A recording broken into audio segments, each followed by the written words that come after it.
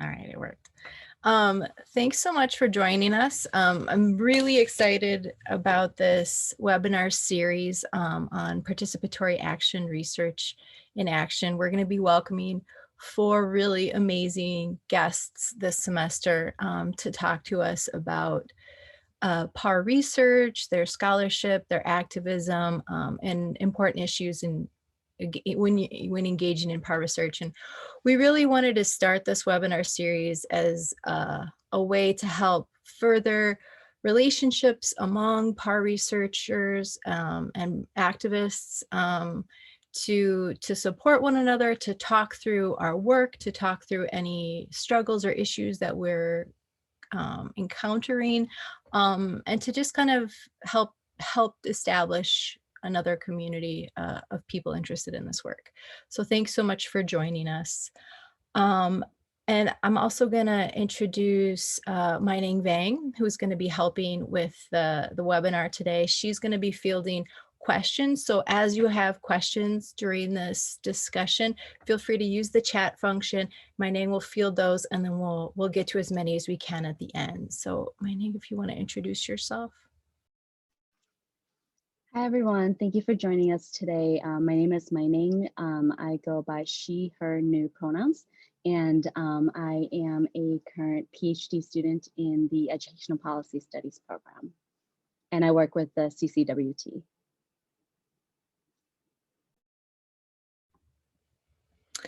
Thank you. Okay, so as I mentioned, this is the first webinar in a series on participatory action research, and you can find more information about that on the CCWT website, so feel free to go there. But without further ado, I'm going to introduce our guest for today, Dr. Julissa Ventura.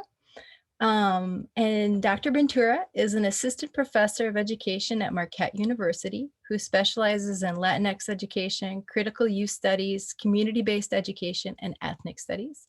Through critical ethnography and participatory methods, Dr. Ventura's research sheds light into the different ways in which community-based spaces and practices foster Latinx students' sense of belonging, academic identities, and critical consciousness. Originally from the East Coast, Dr. Ventura moved to the Midwest to study educational policy studies at the University of Wisconsin-Madison, where she became well known for her community-engaged work. After completing a chancellor's postdoctoral fellowship in the School of Education and Department of Ethnic Studies at the University of Colorado Boulder, Dr. Ventura returned to Wisconsin in 2019 to join the faculty at Marquette.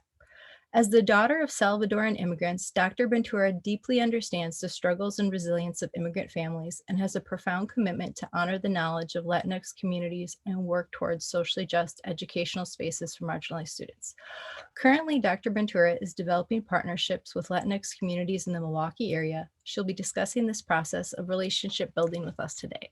So thank you so much, Julissa, for being with us. Thank you, Bailey, for such a great introduction. And thank you, Mai-Ning, for fielding the questions. I really hope that we can have a conversation. And so you have questions along the way, please put them in the chat, and I'm happy to discuss them as we go. So I think we wanted to start by talking a little bit about what community engaged work means to me. And as Bailey noted, I've been doing community engaged work, I think, before I even called it community engaged research. Really, when I was an undergraduate researcher, actually, way back when, I was a part of a project at the University of Pennsylvania, and I was documenting some of the work that was happening in these after-school programs in like with Latina moms and predominantly white teachers. And I really found that by being there, so by the university being there, we were not just documenting what was going on, but we were also facilitating a new kind of process where I was becoming the translator and kind of the bridge between the understandings that Latina moms had and understandings that white teachers had. And so that really sparked for me the role that research can play when we are designing projects, when we're working with communities. And so when I started at UW-Madison, I really wanted to think about, I was new to the Midwest. I wanted to listen, I wanted to learn. And I really have solidified what Eve talks about as driving research from a place that comes from the desires of communities that we work with, right? So Eve talks about how there's a need for us to clear away and stay away from damage-centered research.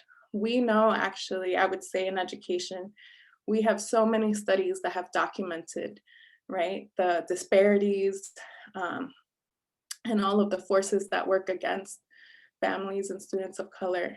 And so for me, it was really, to do community engaged research means that we're not just documenting the problems, but that we're working together with communities towards solutions. And so since my first project in Madison, I volunteered at a community center. I got to know a lot of the folks who work there, the kids who went there, and really just listened to what would be a research project that would make a difference for them. And then it culminated with my dissertation project where I and a few youth facilitators, or young people, designed a youth leadership space for Latinx youth.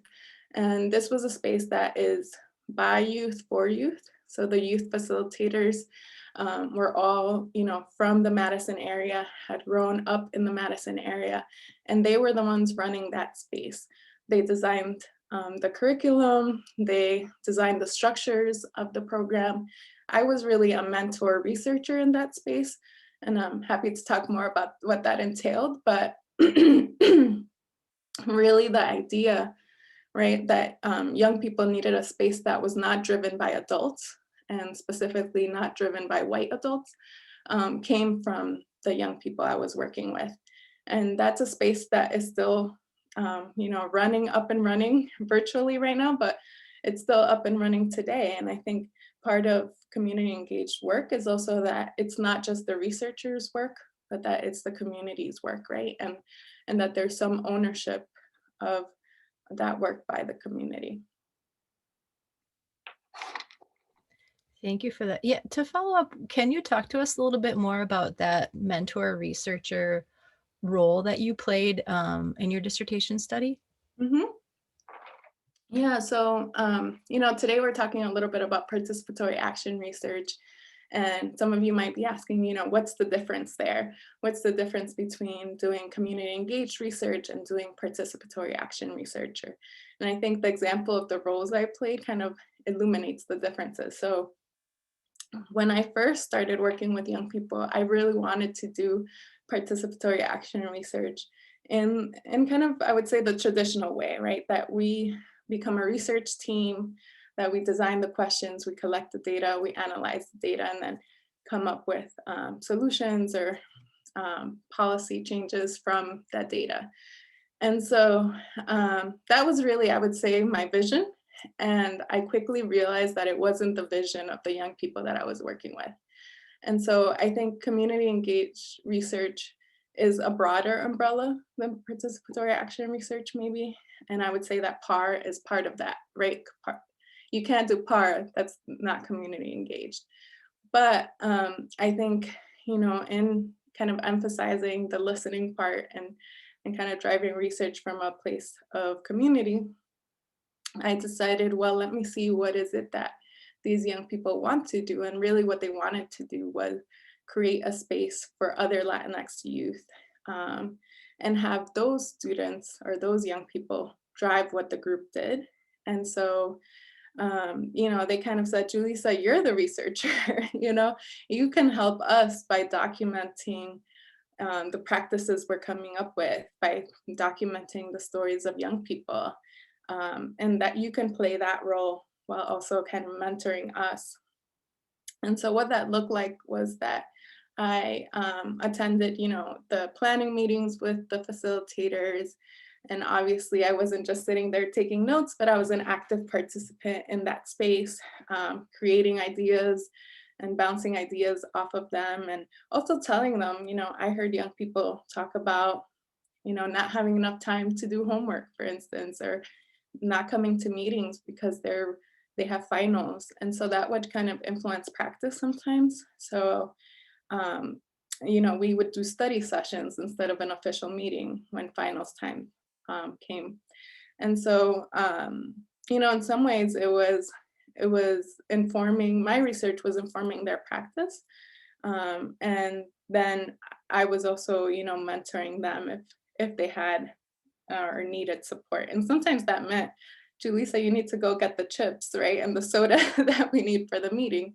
And so there's a lot of different ways in which we support, I think, the communities that take part in our research. But in that moment, it was, we don't really want to do research ourselves. We want to create the space. We want the young people to decide what this space will be, and you can help us document that process. And then at the end, obviously I wrote a dissertation, but they also, we wrote like a program guide. And so we were able to say, research shows that out of school spaces provide youth with community, a sense of belonging, an ethnic studies curriculum, and mentorship that they often don't find in schools. And so in some ways, kind of giving them the research that they can use to apply for grants or grow the program, right? So I often think about what are the tools that come out of community engaged research? What tools can we as researchers use, and what tools can our community members use from that research? Thank you for that. Yeah, that's super, I think, insightful and helpful when we think about creating PAR projects that it might not look how we imagine. And part of doing this work is to just listen and to see what can this be, what should this be according to the people that you're working with. I was wondering if you could talk a little bit more about the sort of like findings that you just brought up, the importance of out of school spaces and an ethnic studies curriculum for the youth you were working with.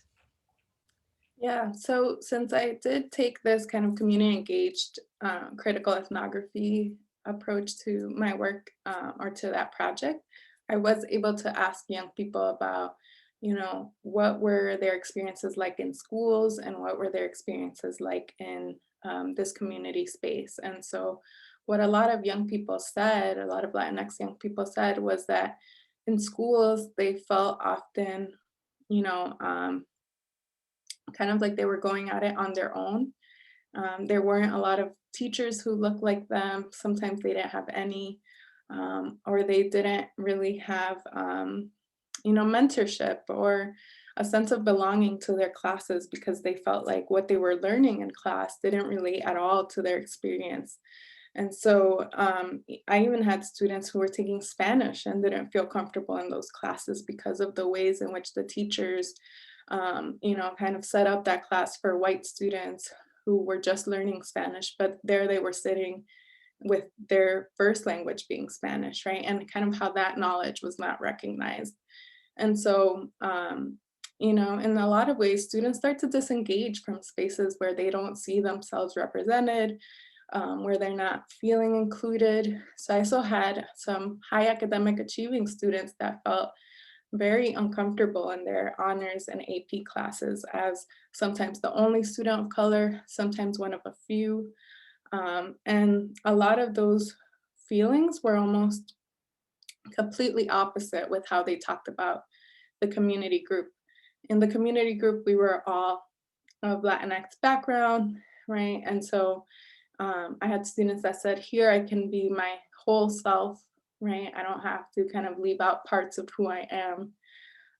And also finding peer mentorship. So the youth facilitators were often just a year or two out of high school. And so they would be able to tell the young people, I was just there. I was just in your seat.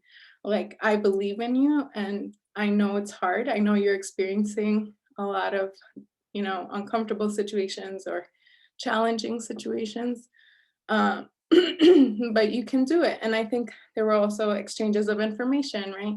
Students who were documented, for instance, and didn't know what a path to higher education would look like. the youth facilitators had that experience. And so they would say, this is how I'm doing it. I'm going to community college. I'm hoping to transfer.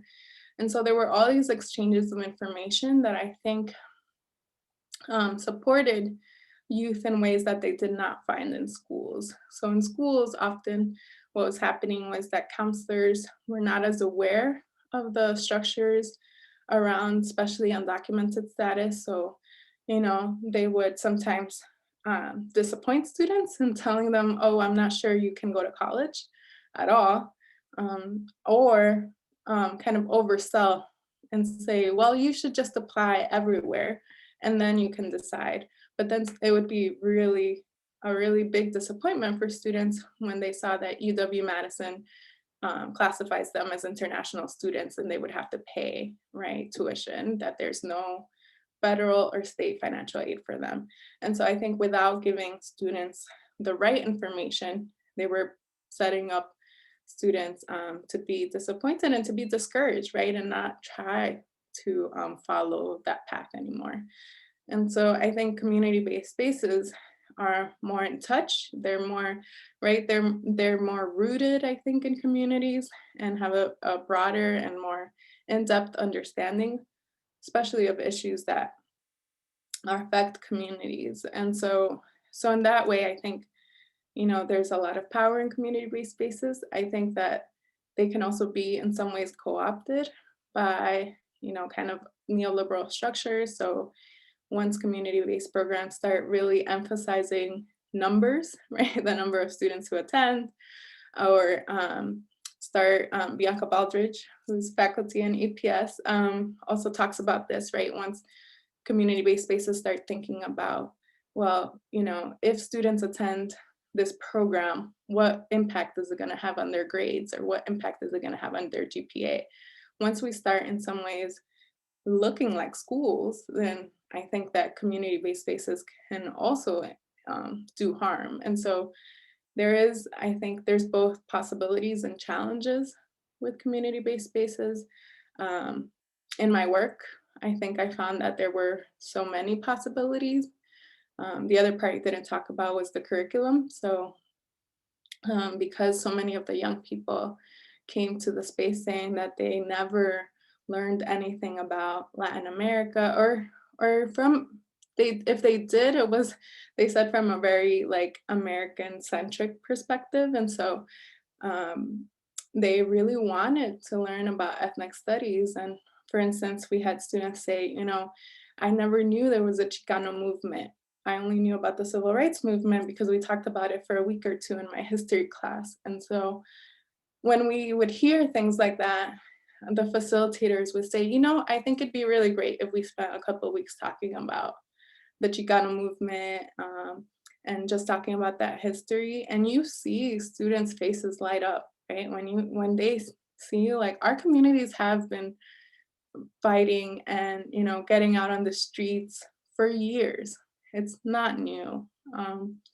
And so I feel like it inspires them to stand up for what they believe in. And so we saw a lot of that around the time when Wisconsin introduced anti-immigrant bills in 2017. A lot of young people had questions about why are people doing this, and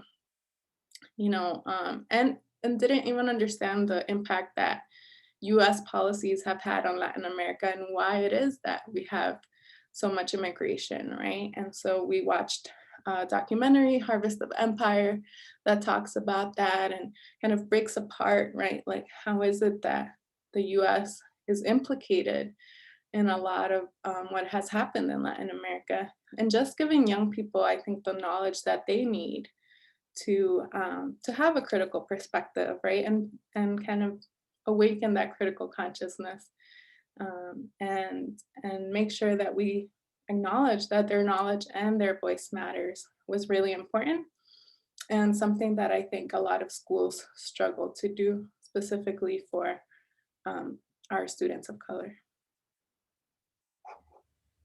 What all the that this community-based space we're able to do for the youth is just really inspiring and so necessary. And I know a lot of folks would think, like, how could we take what we've learned in these out of school spaces, these community spaces, and bring it into a school setting?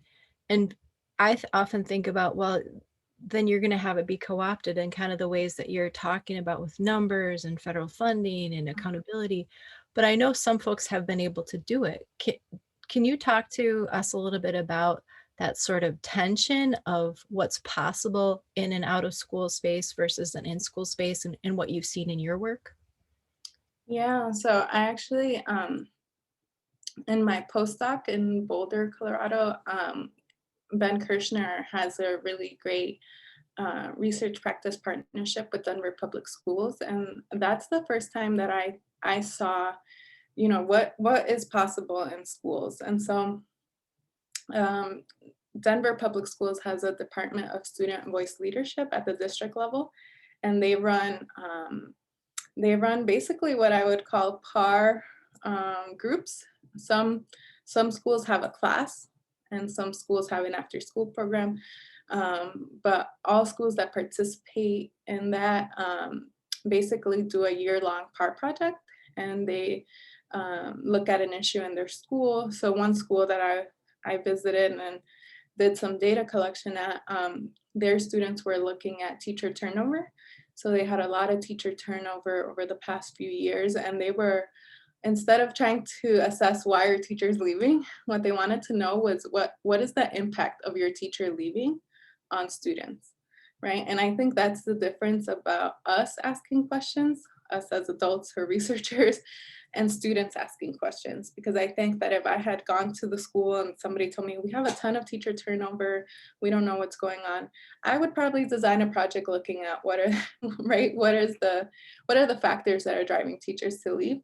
And while I think that's important, the students were asking maybe an even more important question, and that is, what is the impact of teachers leaving on our students? And so they were doing surveys of students, they were running some focus groups, and then at the end proposed that because they were a combined middle and high school, that while the administration figured out the teacher turnover issue, they would create kind of TA positions for their high school seniors to help in those classes where there had been recent teacher turnover. And so they came up with a solution themselves. The way that the district runs it is that every group that has a part project then comes together in a showcase at the end of the year to showcase their research process and also their policy proposal. And it is competitive because apparently kids like competition, but I really thought that it was a way to bring in part to schools. You saw the same type of empowerment of students and feeling like this is an issue that is important to us. And so we are going to research it, and we're going to share proposals, right, with our administration. And I also saw kind of students not feeling like afraid to talk to their principal, right? Kind of an ease with which they brought issues to the table. And so, I think there's still that resistance where young people are gonna say things honestly, and they're gonna bring up issues to the tables that I think sometimes principals don't want to hear or don't want to fully engage. And so there's still that, right? I wouldn't say it's perfect or, there aren't challenges. I think the director of that program manages a lot of those challenges by saying, no, you need to listen to young people, right? We promote the voice of young people. And so that goes a long way, but I think it can still be limited, right? Because students can do a whole part project and it can still be dismissed at the end. But because the district has almost formalized it by, giving status in some ways to that program, creating this district showcase, it's almost given them like more, I think, more just leverage to say, we are part of SVL, so we're legitimized in some ways, if that makes sense. So that is a really great example, I think, of what can be done in schools that is in some way similar to these community-based spaces. And I would say the most promising that I've seen so far. Yeah, that's really exciting.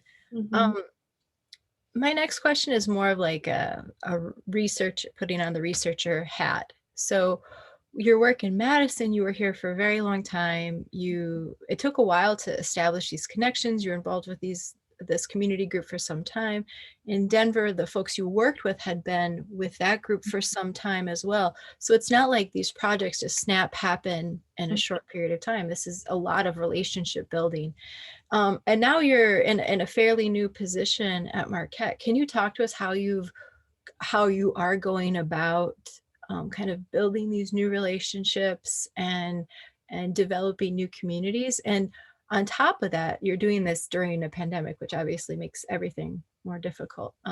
But just thinking about kind of what it's like to enter these new spaces and developing relationships in a new city. Yes, it's definitely been challenging, and I've learned the luxury of time that we have when we are in graduate school. And that, there are more pressures, time pressures when you're on a tenure track faculty line. And so I feel like I've tried to stay true to myself in that, my approach to research is based on relationships, and I'm going to take my time to build those relationships, or as much time as I can. And so one way, Milwaukee's a new city to me, even though I'm not near to Wisconsin, but Milwaukee is very different from Madison. And so I really wanted to take time to learn more about the city and the issues the city is facing, and then get connected through some ways that, some partnerships that the university has already created. There is a big emphasis on community engagement at Marquette right now. Um, and for those of you who know Marquette, for a long time, it has kind of been seen as the elite institution in the city, kind of that notion of the university on a hill, even though we're embedded in the city. And so there's been I think, some movement to come away from that. But something that I've learned is that even though the university may say, right, we're moving away from that and we want to be more of a community partner to our city, I think the city still sees us as that elite institution. And so I was recently, well, not so recent, I guess last year, right before the pandemic, one of my colleagues connected me to some folks in Milwaukee Public Schools who are working on an initiative for community schools. So I know Madison has a few community schools. Milwaukee has actually had this initiative for about 10 years. So there's quite a few elementary and high schools that have a community school model. And for those of you that don't know, a community school model is that the school kind of becomes almost like a community center. There's obviously the school, but there's also a coordinator, a community school coordinator that coordinates other resources that come into the school. So some schools run a food pantry, some schools have a whole clinic. And then also there's a shared leadership model where actually, at least in the Milwaukee schools, there's the principal, but there's also a community council and the youth council, and they all are kind of part of the shared leadership team. And so because of that youth council work, one of my colleagues thought, oh, you might want to talk to these folks who are looking to see about research partnerships with the university. And so I started talking to them and kind of came with this approach of, I'm here to listen, I'm here to learn. And I quickly saw that that's not what they were used to. And I think that, they had questions about, are you trying to make us do something? What do you want from us? And it was just, for me, very eye-opening in that I'm not just Julissa, a graduate student anymore, right? Julissa, a Marquette University professor, and that means something different. B, I think the way that people understand research has been very helicopter-like, because that is what they have experienced. And so, starting to talk to them about, I want this to be a long-term research relationship, that we're collaborative in the process. All of that actually, I think I was taking it for granted that I didn't have to explain it, or I didn't have to really go into the details of that. And so, um, in some ways, all of this was also happening during COVID. And so all of these conversations were happening over Zoom. And it made me wonder, right? What does it mean to try to do some of this work, this relationship building work over Zoom, when we can't really, be in community in the same space in the same ways that I think we're used to. Um, and just the taxing toll of being on Zoom all day and then having a Zoom meeting with a researcher, right? It's just like, okay, what else? What else do you want to put on my plate? Was kind of the vibe I was getting from them, for lack of a better word. And at first it was a little jarring, right? I think I'm very used to being a person who's like, oh, let's talk, let's engage. And then but it was a good experience for me in learning about, these, when you're building relationships, there's also power there, right? And there's also past experiences, and now a pandemic on top of that. All of that is part of that process. And so I decided that, I said I would just like more time to learn more about what you all do. And so we ended up having, last semester, I had a student intern help me do one-on-one chats over Zoom. And so we did kind of these one-on-one interviews, but they were not, IRB. I didn't do an IRB, or it was just very preliminary. Let's get to know each other, and for them to ask questions of me too. And so it's still an ongoing process. We learned some from them, and from the community school coordinators, and then they learned about me, and we're still building a partnership. I think we ended up, after those conversations, they just feel like what they really want is someone who can look at the whole kind of model, not just at the work that they do individually, but how is it that the community school model transforms a school. And so, I said that's a great project, not one that we could do right now, as MPS is still virtual. But we're gonna start, I think, building it out and having the coordinators be part of the research purpose, the research goals and questions. So that's where I am right now. But I think I've learned so much in the past few months about what does it mean to, grow new roots in a new city, where you're not from that city and where you're connected to an institution. And I think in similar ways, obviously I was connected to UW-Madison when I was a graduate student, but I think it was a different type of relationship than when you're a professor. And so it's been really interesting. So still a work in progress. We're still working on what our research partnership will look like, but I'm hoping that it's a long-term process where, we might look at one school or a couple of schools with the coordinators, and maybe that grows into a different research project. So we're seeing how it goes, but I'm excited about the fact that I think the community school model does take some of the community-based aspects from out of school spaces and brings them into a school. I suspect that there are still limitations because of the ways our schools are set up, but that it is promising in some ways. Yeah, that's really exciting news. That'll be an exciting project to see what grows from there. And Mm. yeah, I definitely hear what you're saying when it comes to just trying to meet and like have relationships at all with this screen constantly. Even in our project, our Hmong American College Pantel project, several members of the group are here today. Where before the pandemic, we used to physically meet and we, share food. You see how people's body languages, you have random conversations about other things. It's just like you have a normal social interaction in a relationship. And now it's just so different. And it's a really tough time to get to know new folks and maintain relationships as well. Yeah, and it Um, almost humanizes you, right? Because yeah, we're both in the same space, yep, sharing some food or, yep, talking about our daily lives.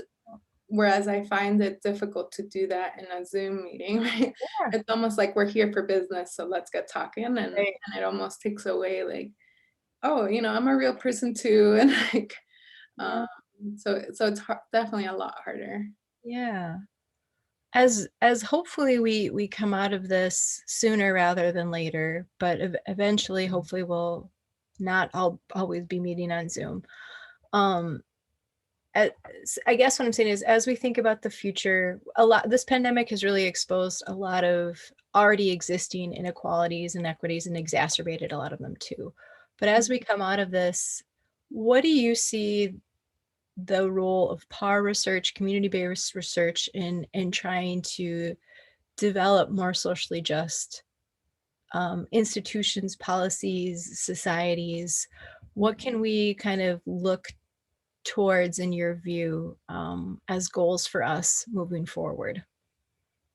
Yeah, I think it comes back to what I was saying about we have to be incredibly intentional about how we design our research in ways that is responsive and not responsive in like I'm going to contribute to the academic literature, but responsive to our communities in a very practical way because we know that we're in a situation where people have been suffering for a long time. And so if we are partnering with a community and, that community is in need, then we need to make sure that we're meeting that need. And then, like I said, it might not be all of our research, right? It's meeting that need, but at least part of it is.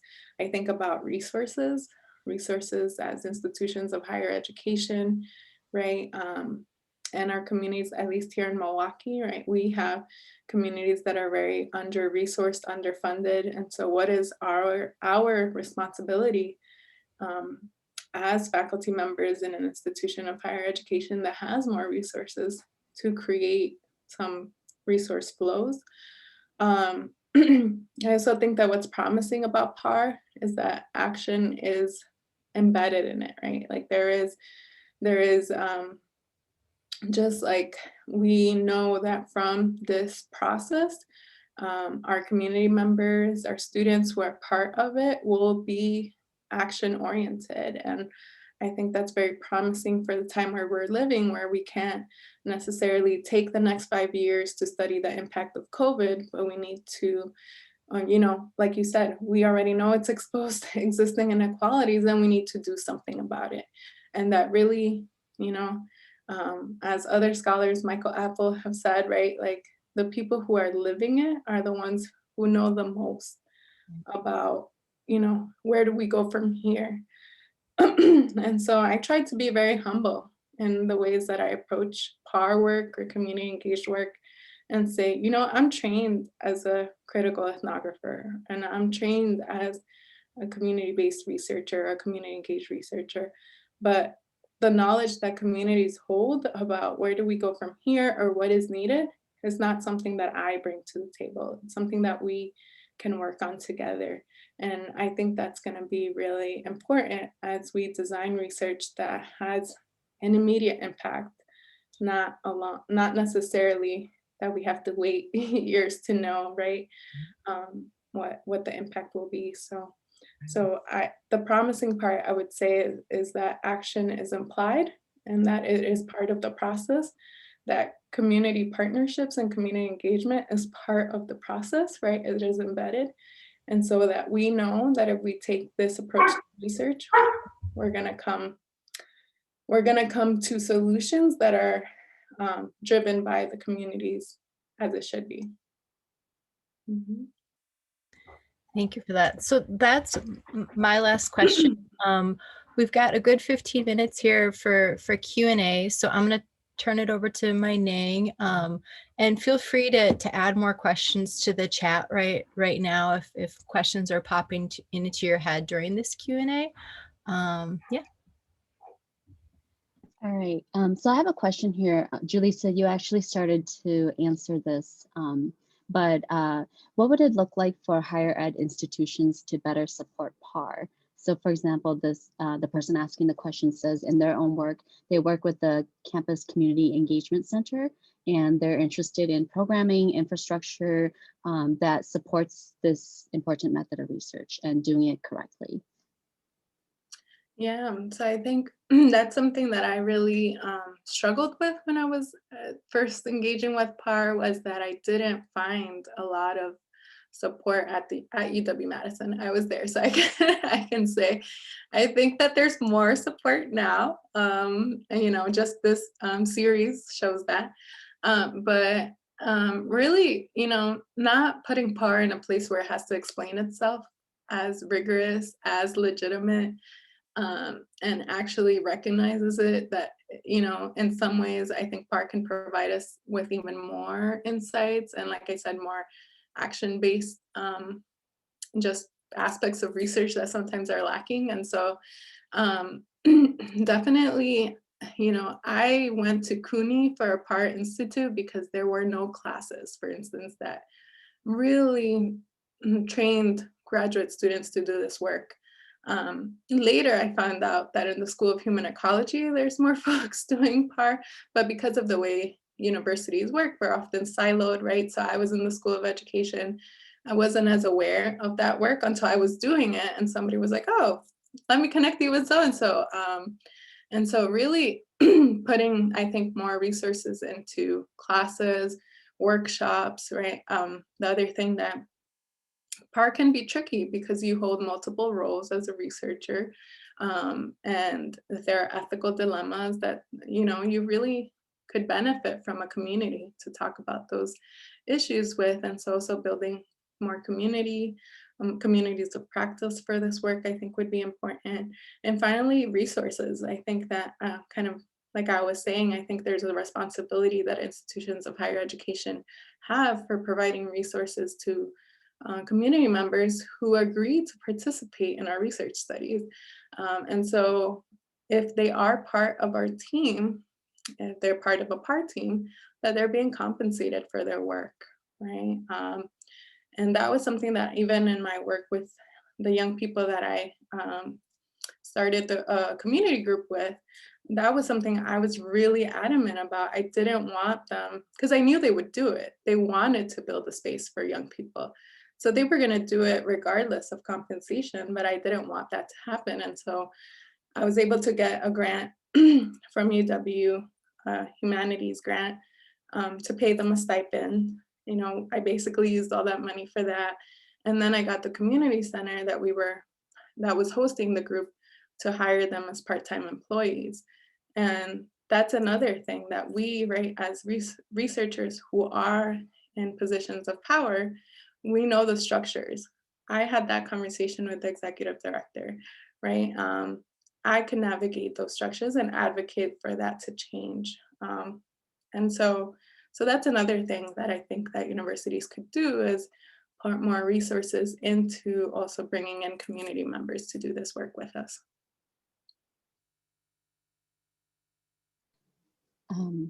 Yeah, that is really important. And I think that's something that, in our own research, we have definitely come across too, in terms of making sure we're fairly compensating everyone that is involved.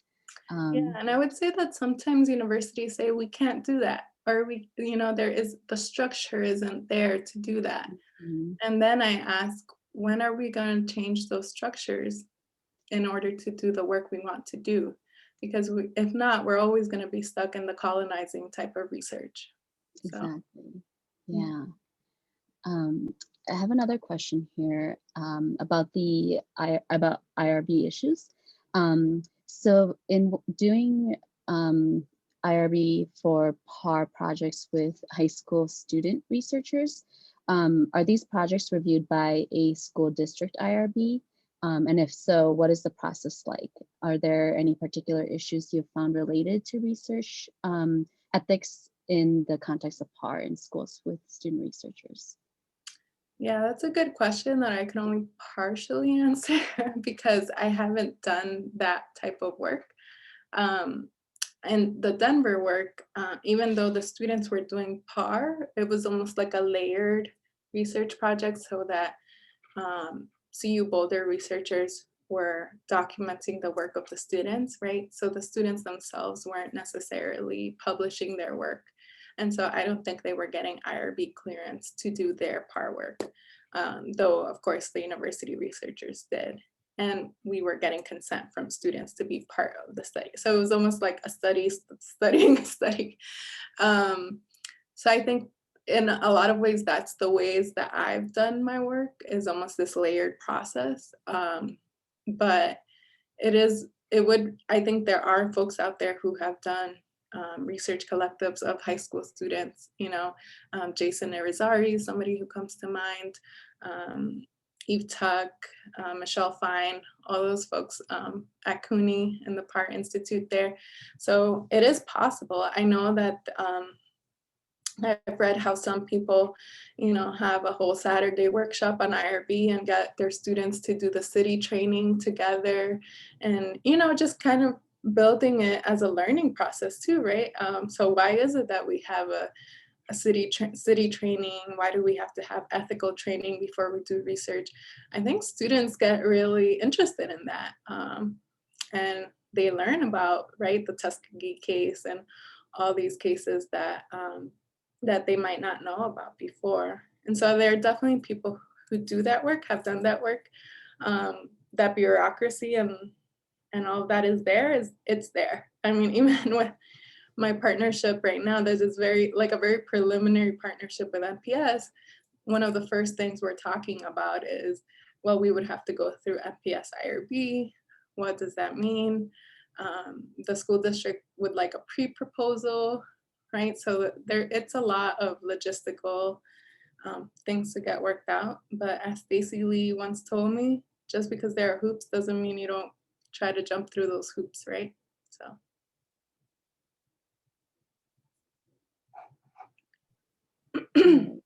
There are no other questions from the audience. Yeah. Bailey, did you have any other questions? Yeah, I do. So I'm going to ask a question kind of specific to our research group that I think you could maybe, I think we'd just be interested in hear your thoughts. So one of the things our group is working on right now is we've seen in the data and also from the student researchers experiences the kind of need and importance for critical Hmong studies as an ethnic studies in students' lives, and just kind of there's some at Madison right now, but we're really pushing for that to be broadened in a lot of ways, for more classes, more faculty who are capable of teaching that sort of things, and just more awareness in general too. And obviously, I think it's safe to say, obviously, this is an uphill battle. And I was wondering if you had any thoughts or advice as this is kind of one of our big action goals right now. Yeah, I mean, ethnic studies is extremely important. And like I said, mostly because we know that our students of color feel excluded from the curriculum in K-12 schools. And then I can't even imagine, right, coming to college and also not finding that, I think can be really demoralizing for students. And so I would say that there are campaigns across the country right now, ethnic studies now, right? Just a lot more attention on K-12, but I would say that it can be extended to higher education, to say that really ethnic studies is an important aspect of our students' experiences, validating that experience, right? So a university should, if they are genuinely interested in having a diverse student body, that having faculty and having classes that support students' experiences and their cultural identity development, right, their critical identities, that they can't say they support diversity if they're not doing that.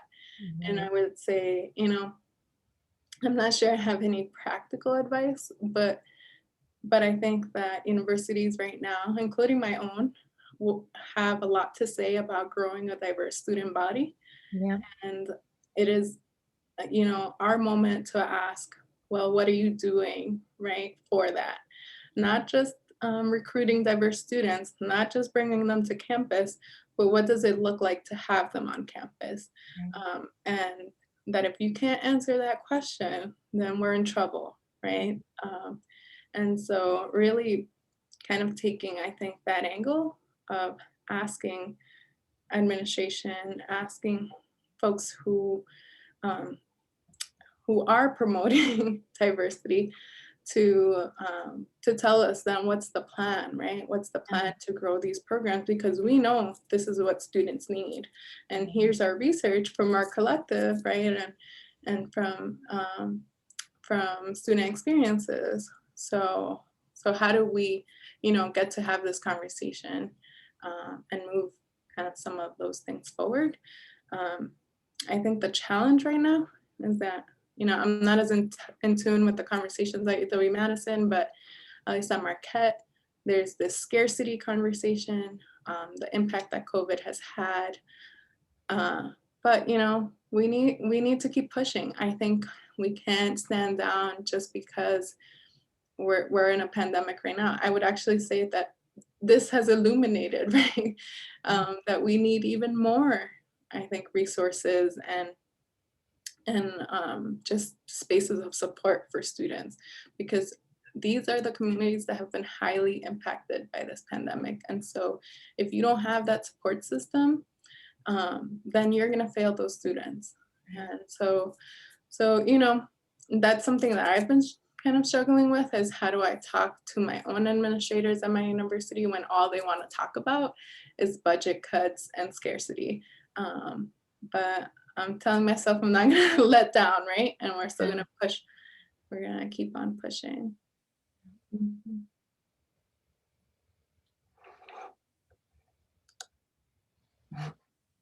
Great. Well, I think there's any other questions? Oh, Matt. So we had one. Oh, yeah, I see that. So another person brought up, Matt brought up how so thinking about advocacy for ethnic studies, we also saw in our data the harm that can be caused by an uncritical approach to ethnic studies. So someone who's teaching a course that would be kind of considered in the ethnic studies world, but doing so in a kind of an uncritical way, that's actually causing harm on students. So it puts us in a difficult spot, because we want to continue advocating for ethnic studies, obviously, for many reasons. But when we have these situations like that, they also need to be called out. So I was wondering if you have any experiences with that or any thoughts on that. Yeah, I could definitely see how it would do more harm.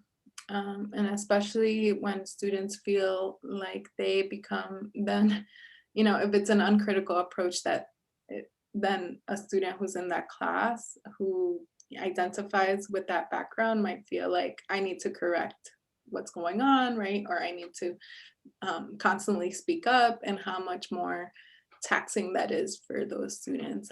That's something that I'm very conscious about, as I am also at a predominantly white institution where I teach about issues of race and ethnicity. That whiteness often gets centered. And so we're constantly trying to walk against that. And I tell my students, right, for some of you, you've never talked about these issues. You've never experienced them. So you need to come here with humility and respect. And then for others, this is going to give you the terms and tools you need to talk about your experiences, right? And so to acknowledge that at least there are students in my classes who are thinking about these issues in very different ways, and put that out from the beginning. In terms of, I would hope that professors would be open to a conversation with students, that especially if students have a collective, that they can go together and say, we really want an ethnic studies class or this type of class at our university. We think that there are ways in which it could be improved. And that I, in a faculty position, would not shut students down, and would actually really open the doors to those students, because we want to do the best that we can. Sometimes we can't see what we don't see, right? And so I try to ask for as much input from my students as I can. Um, it's there's a power dynamic too, right? I understand the students don't always feel like they can do that, call out a professor or but that's also a systems issue, right? How is student feedback Yeah. coming into courses and professors? And, you know, student evals may not be enough on that front. Right.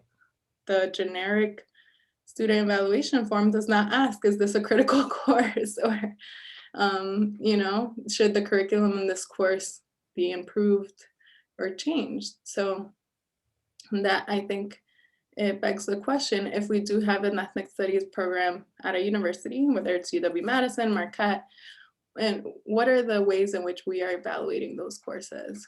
I would actually say all courses should, you know, be evaluated in ways where students have significant input, Mhm. but especially ethnic studies, because it is, at least in our campuses, fairly new.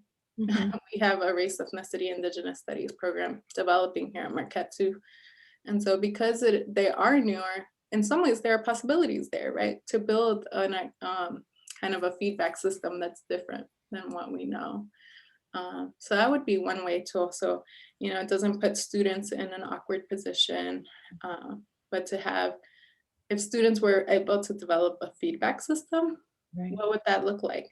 I'm sure it would not look like the UW-Madison standard evaluation. Right. So, yeah. Yeah, that's wonderful feedback and advice. I think our group will definitely talk that over Mm. more. So we're at time.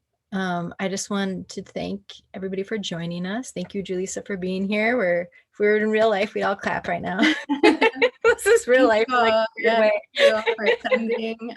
Thank you, Bailey and Mainan, for hosting. It's great to be back virtually with the UW-Madison folks. I always enjoy it. All right, wonderful. Well, I'm going to stop the recording now. Everybody have a nice day. Yeah, thank you all. Bye, Julissa.